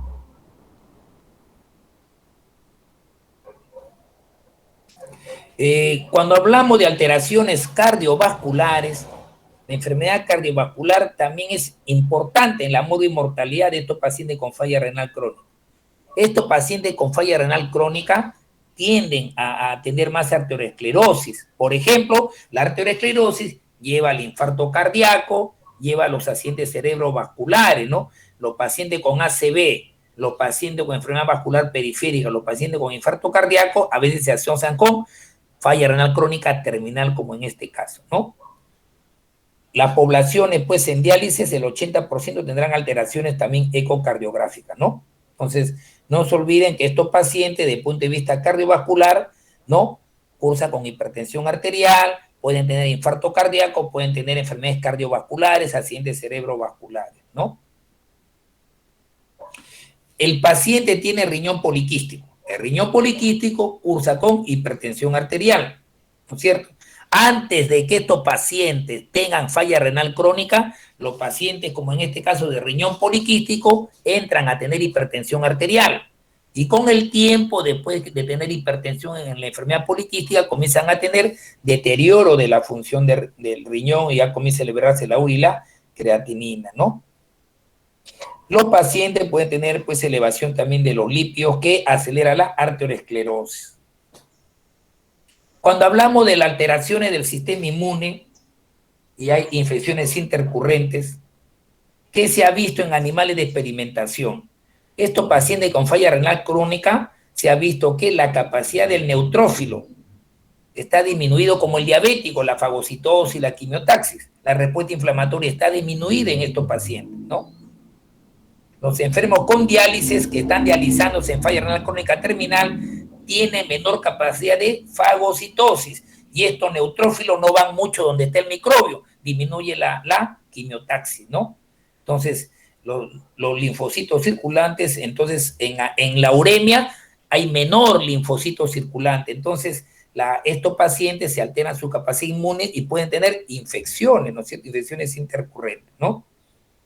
Infecciones frecuentes, infecciones urinarias, es frecuente en los pacientes con falla renal crónica, ¿no es cierto? Alteraciones del balance calcio-fósforo también se ve en estos pacientes, ¿no es cierto? Recuerden ustedes que estos pacientes no pueden eliminar el fósforo, ¿no? Y también, no, como hay una menor producción de vitamina D a nivel de riñón, no hay buena producción de vitamina D, y la vitamina D, ¿para qué se utiliza? Para mejorar la absorción de calcio. Entonces el calcio no se va a absorber bien por falta de vitamina D y los pacientes pueden tener hiperfosfatemia es hipocalcemia, ¿no es cierto? Por lo tanto, la hipocalcemia que origina hiperparatiroidismo secundario por culpa de la falla renal crónica. Los niveles elevados de fósforo es una causa de prurito, ¿no es cierto? De prurito, como en este caso en los pacientes de falla renal crónica. Y el hiperparatiroidismo secundario debido a insuficiencia renal crónica se prolonga con el tiempo.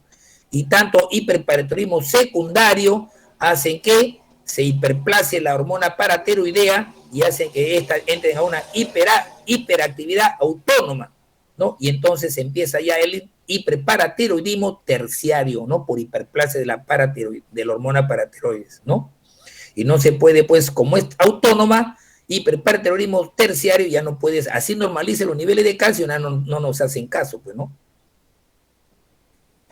La paratiroidectomía, entonces hay que hacerlo, en este caso con falla renal crónica, con hiperparatiroidismo terciario, porque ya tiene dolores óseos, ¿no? Entonces, la medida del hiperparatiroidismo, ¿qué cosa es? Pues en estos pacientes, pues hay que medir bien los niveles de calcio sérico, ¿no? Y los niveles de paratormona. Alteraciones gastrointestinales, claro. Piero, una alteración gastrointestinal, os voy a preguntar a los que no pregunté la vez pasada. A ver, Yarlaque, Euler, una alteración gastrointestinal, ¿cuál sería en estos casos?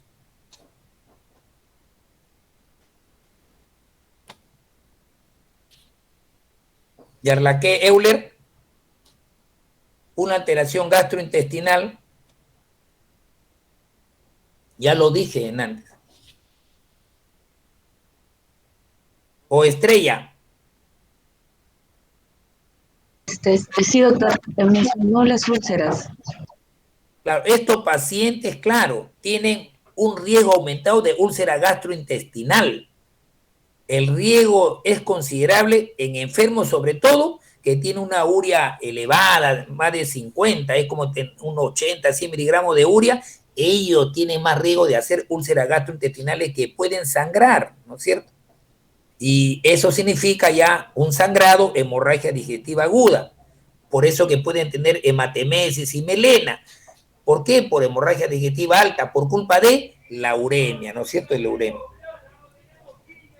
Ahora, estos pacientes tienen a veces úlcera gástrica ya crónica, se acompañan de dolor en el epigastrio y comienzan a eliminar heces oscuras, melena, ¿no es cierto? Y por eso que eso explica la anemia microcítica hipocrómica, ¿no? Con el cuadro digestivo. Los enfermos urémicos, para su conocimiento, tienen elevado, ¿qué? La gastrina, ¿no? Niveles elevados de gastrina, por lo tanto, digamos, estos pacientes tienen hiperacidez y por eso es que hay que tratarlos con un inhibidor, ¿no? De las protones, ¿no? Por ejemplo, el omeprazol, o inhibidores de la histamina, como por ejemplo la ranitirina, ¿no? Para disminuir la hiperacidez, ¿no? Por eso hay que tener cuidado con antiinflamatorios, cuidado que estemos dando aspirina en estos pacientes con precaución, porque eso aumenta pues la acidez, empeora una úlcera gástrica, ¿no? La ranitirina, por lo tanto, es apropiado para tratar a estos pacientes, ¿no? A la menor sospecha de úlcera gastrointestinal se recomienda realizar una endoscopía, ¿no? Ya no usamos mucho radiología, sino un estudio endoscópico para descartar.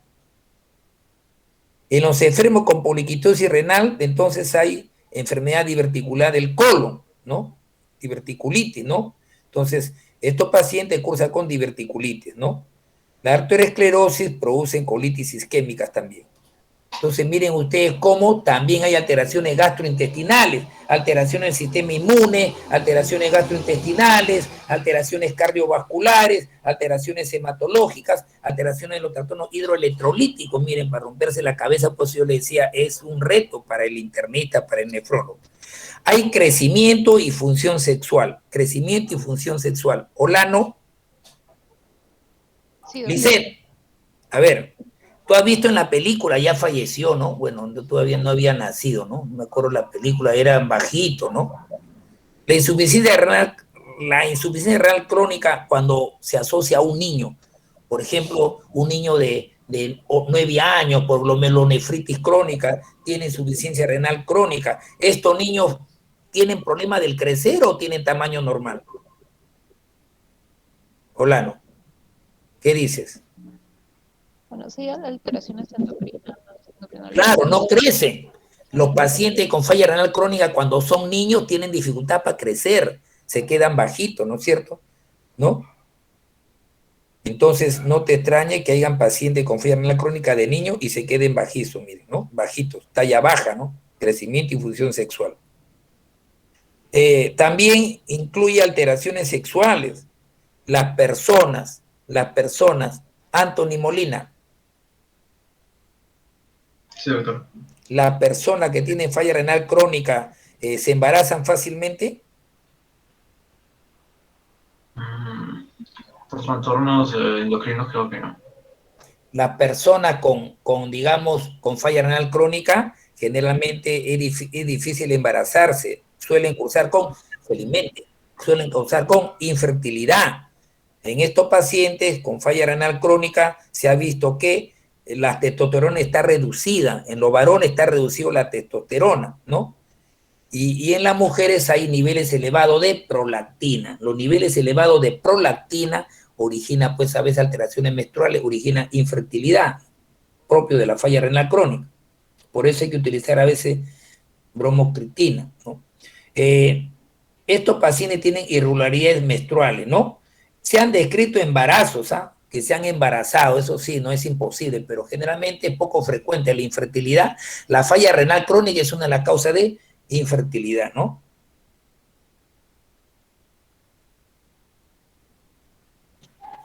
¿Qué más podemos decir también? Esta paciente, entonces, son embarazos de riesgo, ¿no? Si se embaraza y tiene falla renal crónica, ¿no? Porque muchas veces cosa con hipertensión arterial, que no es conveniente en una embarazada. Pero ahí no podemos hablar de toxemia. La gestante que tiene la hipertensión por la falla renal crónica no es una toxemia, ¿no? Porque no es un trastorno hipertensivo del embarazo. ¿Qué podemos decir del sistema nervioso, no?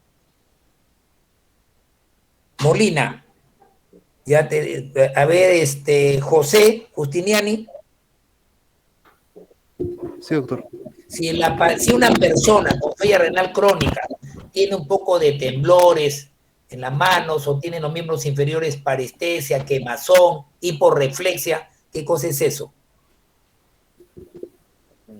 ¿Qué patología es? Sistema nervioso. Si hay hiporreflexia, disminuye los reflejos rotulianos y te dice que le quema la planta de los pies, hay un poco de parestesias, ¿qué diagnóstico harías tú en un paciente con falla renal crónica? Una polineuropatía. Polineuropatía, claro, la polineuropatía no diabética, polineuropatía por falla renal crónica. Los pacientes con falla renal crónica cursan con neuropatía periférica, ¿no es cierto? Por una serie de toxinas, ¿ya? Cursan con síndrome del túnel carpiano, porque se ha habido que hay depósito de amiloide. El nervio mediano suele quedar atrapado. Además, también sabe que estos pacientes con falla renal crónica se alteran. Hay difusión del sistema autonómico, por eso que pueden asociarse con impotencia sexual, dificultad eréctil en estos pacientes en el varón urémico. Por eso que el urólogo, los pacientes que tienen 35 años, 40 años, jóvenes y tienen difusión eréctil, antes de estar tomando el sildenafil o el Viagra, que es el tratamiento en parte, el urólogo le pide, ¿sabe qué? Aparte si es hipertenso, si toma drogas hipotensoras, le pide una uricreatinina. ¿Por qué? Porque los pacientes con uremia crónica suelen causar, ¿no?, disfunción eréctil, ¿no? Es una de las causas. Muchas veces pueden tener demencia, ¿no?, confusiones, ¿no? Entonces, miren ustedes, en resumen, cuántos hechos clínicos que se asocian con la falla renal crónica, ¿no? Anemia, enfermedad cardiovascular, infecciones recurrentes, hiperparatiurismo secundario, que luego se transforma en terciario, ¿no? Y los pacientes con falla renal crónica terminal, si no lo tratan, ellos mueren en 2 semanas a 2 meses. Entonces, hay 3 opciones de tratamiento, ¿no? Puedes hacer hemodiálisis, ¿no? Diálisis peritoneal, y la expectativa de vida una vez iniciado el tratamiento depende de la edad del enfermo, depende de la naturaleza del enfermo subyacente, ¿no es cierto? Los pacientes diabéticos tienen riesgo de mortalidad que los no diabéticos, ¿no? Entonces, resumiendo, antes de hablarle rápidamente del tratamiento de estos pacientes, estos pacientes, manifestaciones clínicas, hay trastornos hidroelectrolíticos. ¿Qué trastornos hidroelectrolíticos? Cursa con acidosis metabólica, pueden cursar con hipercalemia porque se retienen. ¿Hay alteraciones hematológicas? Claro que sí, cursan con anemia, y porque no hay buena producción de eritropoyetina, salvo el riñón poliquístico, y cursan desde el punto de vista hematológico con alteraciones de la coagulación, porque hay trastornos de las plaquetas. Cursa también con alteraciones cardiovasculares, sí, porque hay la arteriosclerosis se acelera, muchos pacientes alteraciones cardiovasculares en falla renal crónica tienen hipertensión arterial por la misma falla renal crónica. Si tiene riñón poliquístico, con mayor razón. Cursan con hiperlipidemia, el colesterol elevado, alteraciones cardiovasculares y terminan con infarto, terminan con accidentes cerebrovasculares. ¿Se altera el sistema inmune? Claro que sí, cursa con más posibilidad de infecciones. ¿Por qué infecciones en la falla renal crónica, peritonitis espontánea bacteriana? ¿Por qué? Hay infecciones porque la fagocitosis, la potencia del neutrófilo está disminuido, la quimiotaxis, al igual que el diabético, está disminuido.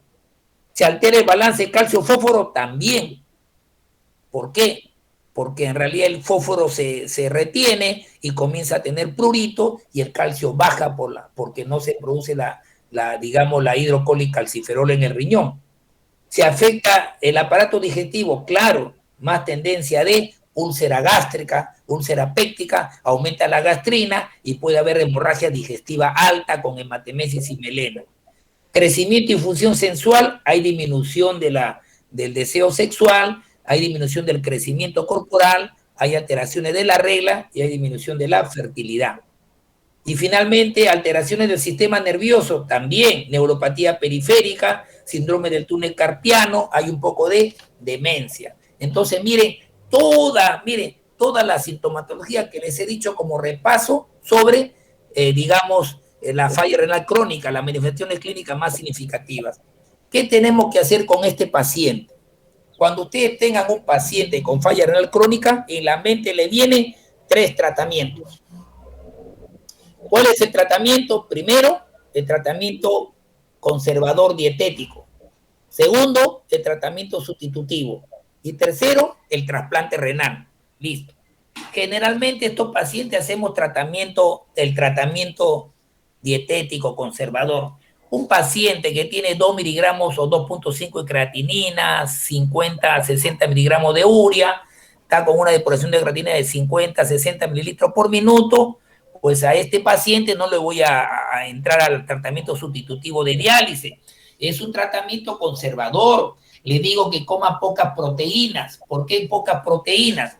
Para que no se eleve mucho la urea y creatinina. Eso se llama dieta hipoproteica. En el síndrome nefrótico, que tiene función renal normal, le doy dieta normoproteica e hiperproteica. Los pacientes con falla renal crónica, le voy a disminuir la ingesta de proteína porque si no acelero la formación de urea y creatinina por culpa de la proteína.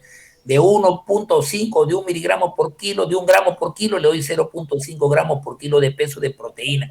Dieta hipoproteica. ¿Qué más? Como estos pacientes, ¿no es cierto? Estos pacientes, ¿no? Muchas veces tienen, digamos, alteraciones de la hiperfosfatemia, trato que el fósforo, pues, sustancia quelante, hay que hidróxido de aluminio puro, no magnesio, ¿no? Para rescatar el fósforo de las heces, ¿no? Que no suba mucho. Antiácido de hidróxido de aluminio puro. ¿Qué más? Trato los factores, pues, que hemos dicho, ¿no? Estos pacientes tienen aumento en la gastrina, entonces le voy a dar un antihistamínico, ranitidina o más fuerte inhibidor de la bomba de protones, que son el omeprazol, para evitar hemorragia digestiva. ¿Qué más? Tienen edemas. Si el edema es discreto, no lo trato, es estético. Cuidado con los diuréticos que depleto más el intravascular, pero si tienen edemas, cursa con hipertensión arterial, ahí sí le voy a tener que tratar. Acuérdense que si no es hipertenso, no restringo el sodio, porque estos pacientes tienen que eliminar sodio y puedo aumentar la hiponatremia, pero si hay hipertensión, no hay edema, está reteniendo sodio, ahí se le tengo que dar diurético, ¿no? Le doy dieta hiposódica con cuidado y el único diurético que le puedo dar a estos pacientes, no le puedo dar tiacida ni ahorradores de potasio, solamente furosemida o LASI por vía oral, ¿no? Tableta de 40 miligramos 1 o 2 tabletas al día. El diurético ayuda un poco al edema, ayuda un poco, digamos, a disminuir la hipertensión arterial. La hipertensión también va muy bien los inhibidores de la ECA, pues, ¿no? Eso va muy bien, por ejemplo, el captopril o el losartán en los pacientes hipertensos, en este tipo de pacientes. Es el tratamiento, ¿no?, de dieta hipoproteica, antiácidos con aluminio, tratar la hipertensión, diuréticos como la furosemida. Pero a veces hay pacientes que su uricreatinina se ve elevando, y si son pacientes que tienen ya uricreatinina, ya una urea de más de 100 miligramos, creatinina ya de 10, 8, 10 miligramos, ¿no?, por ciento, o depuración de creatinina de 5 a 10 mililitros, ya estoy hablando que es una falla renal terminal. Ese es un paciente donde ya no va a filtrar mucho el diurético, la dieta hipoproteica. Ese es un paciente que del tratamiento médico, dietético, paso al tratamiento sustitutivo. Es un paciente para que le hagamos una hemodiálisis crónica, van a hacer tratamiento sustitutivo, le vamos a tener que dializar 1 a 3 veces a la semana, pero de por vida. Y también el último tratamiento es el tratamiento, digamos, trasplante. Si un paciente joven tiene 30 años, imagínense, pues, la expectativa de vida, de por vida, tratarlo, pues, hasta los 60, 70 años, pues, un paciente joven, es mejor hacer un trasplante renal, ¿no?, que esto está avanzado en nuestro país. Bueno, eso es lo que quería, ahora sí a descansar, quería conversar con ustedes sobre esta falla renal crónica, que es más polimorfa. No hemos hablado de falla renal aguda, hemos hablado de falla renal crónica. Si hubiera una pregunta en falla renal crónica, no se olviden que la falla renal crónica, la mente me viene a ver qué dice causa de falla renal crónica. ¿Qué me dice? A ver, Gutiérrez Cristian, falla renal crónica primaria, ¿cuál sería? La glomerulonefritis. Glomerulonefritis, claro, ya, si es membrano proliferativo, si es glomerulosis focal cementaria, solamente lo podemos saber con la biopsia, glomerulonefritis crónica, está bien, pero hay también causa de falla renal crónica no primarias, sino secundarias, y eso me lo puede decir Marcelo, 1 o 2 y luego Gisele, los dos son Fernández. A ver, Marcelo, una causa de... A ver, yo te voy a decir el caso, tú me dices, paciente de 30 años, sufre dolores articulares, ¿no? Le duelen los huesos, tiene un poco de hematuria en la orina, tiene plaquetopenia, ¿no? Tiene un ras de ala de mariposa, sexo femenino joven, le pides anticuerpos antinucleares y sale positivo. ¿Cuál sería la causa de esa falla renal crónica? Paciente con lupus, doctor. Lupus eritematoso, ya está el diagnóstico, ¿no? Ya. Ahora Gisela, ya está fácil, pues. Paciente que hace años no le hace caso, sufre de poliuria, polidixia, ha bajado bastante de peso, tiene tendencia a las infecciones, bueno, problemas metabólicos. ¿Cuál podría ser la causa ahí? Diabetes. Una diabetes, pues una diabetes maltratada, no diagnosticada con los años, causa falla renal crónica. Son causas de falla renal crónica, pero de causas secundarias, pero no son las únicas. Otra causa secundaria, a ver. Erika, ya bueno, ya y es fácil, pues, ¿no? Le toma la presión arterial, es un paciente con hipertensión crónica, 180 con 110, no bien tratada. La nefropatía hipertensiva es una causa también de insuficiencia renal crónica. Pero esto sí me lo puedo decir. A ver, Cintia. Cintia, ¿me escuchas? Cintia Contreras. Voy a ver si está. No está Cintia, pues sale de la reunión.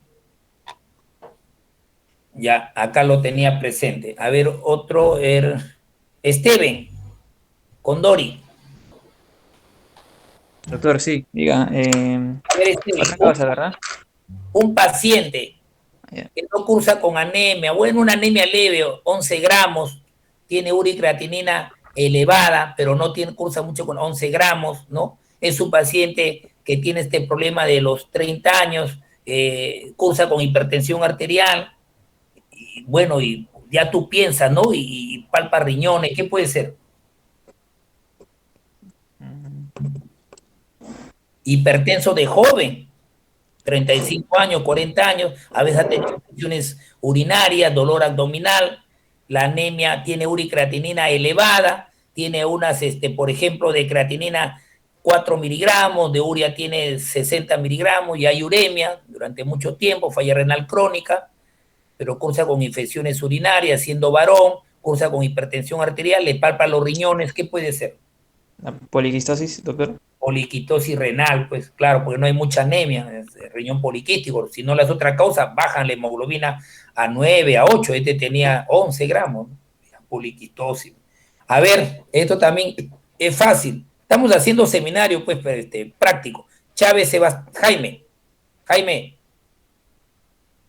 A ver, Jaime. Presente, doctor. A ver, una chica de 35 años, siempre ha tenido episodios de disuria, poliaquiuria, ¿no? Tenemos vesical, tú la tratabas, tenía muchas infecciones recurrentes durante mucho tiempo, ¿no? Y entonces esa paciente con infecciones urinarias ya crónicas que invadían el parénquima, o sea, ya infección, pielonefritis, ¿no? Ya que hay ese episodio de infecciones urinarias altas, pielonefritis, ya te dije ya, la pielonefritis crónica es una causa, ¿no? La cronicidad, si no es bien tratada, de falla renal crónica, la pielonefritis crónica. Pero ya, entonces, ya te dije, bueno. Beatriz Blas. Sí, doctor. A ver, Beatriz, ya eso sí, un paciente que tiene uremia, estaba tomando analgésicos, antiinflamatorios o algunos antibióticos y cursa con uremia, esos a veces ha cursado con episodio digamos, de eosinofilia, episodio de urticaria. Bueno, ¿qué podría ser? Y antecedentes de medicamentos, ¿no? No es glomerulonefritis. Otra causa de falla renal crónica, a ver, donde no es el glomérulo, no es el glomérulo, ¿cuál sería? Podría ser una nefritis tubulointersticial, tal vez. ¿Nefritis qué? Tubulointersticial. Ahora sí, las nefropatías intersticiales también es otra causa de falla renal crónica. Entonces hay bastantes causas de falla renal crónica, y no se olvide, el tratamiento es conservador, o sea, hipoproteica, furosemida, tratar la hipertensión, tratamiento sustitutivo con la diálisis ya toda su vida 3 veces a la semana, y el trasplante. Muy bien, ahora sí, si hubiese alguna pregunta, descansar la garganta, que entro a la maestría ahora hasta las 2 de la tarde, dar charla también, seguimos hablando. ¿Alguna pregunta? ¿Está claro? Doctor, sí, tenía una pregunta. El fósforo, ¿por qué da prurito? No se sabe por qué el fósforo da prurito, pero es un hallazgo que los pacientes que cursan con hiperfosfactemia, porque no secreta por efecto glomerular, es una causa del prurito, la hiperfosfactemia, ¿no? Pero no se sabe bien. Ahí lo tienes que eliminar el fósforo por las heces, sustancias quelantes, por eso que damos a veces hidróxido de aluminio, no hidróxido con magnesio, no hidróxido de aluminio. El hidróxido de aluminio hace que este fósforo se elimine por las heces, ¿no? Por el tubo digestivo, porque hay hiperfosfactemia. No sabe el mecanismo así por qué da prurito, ¿no? Pero es el responsable.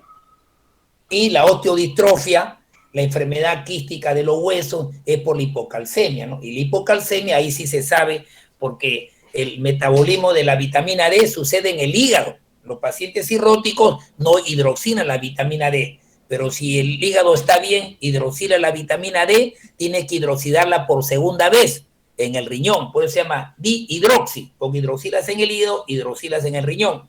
Dihidroxi, colecalciferol o dihidroxi, ¿no? La vitamina D. Entonces, el riñón que está fallando, la vitamina D se metaboliza en el hígado, pero no se hidroxila en el riñón porque hay falla renal crónica, entonces la vitamina D no normofuncionantes y entonces el calcio necesita vitamina D para absorberse. Entonces ahí sí se sabe que por la culpa de la vitamina D hacen hipocalcemia, entonces la paratiroides no tiene por qué consentir la hipocalcemia, se estimula y entra a un hiperparatiroidismo secundario. La falla renal crónica es una cosa de hiperparatiroidismo secundario, porque el primario, acuérdate que es un adenoma, un tumor.